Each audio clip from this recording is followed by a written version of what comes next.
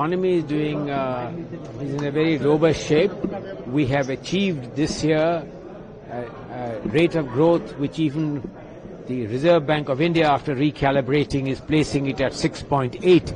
And if demography is being managed so well, then we would have achieved the spectacular record of a GDP per capita income rising at over 6%, which has rarely happened for a very, very long time. If we continue on this path, then I think that raising 6.8 to closer to about 8% and sustaining this with a combination of fundamental macroeconomic policies, which means prudent fiscal and monetary policy, will enable India to realize its quest to become a developed country in the time frame which we have all laid out for ourselves. And sir, how do you see the GST reform working? The which one?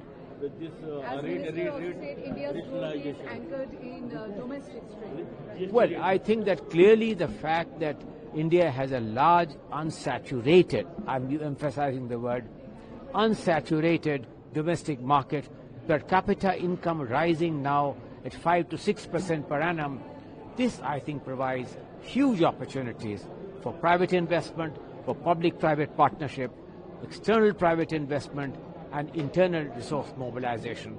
We are at the inflection point when there are many virtuous circles which will enable us to effectively address the headwinds which may be before us. And sir, your GST rate cut impact on the ground? In my view, the GST rate cut impact will become more and more visible. It's clear it has enlarged fiscal space, it has enhanced the purchasing power, it has improved the ease of business, it has brought relief to every common person.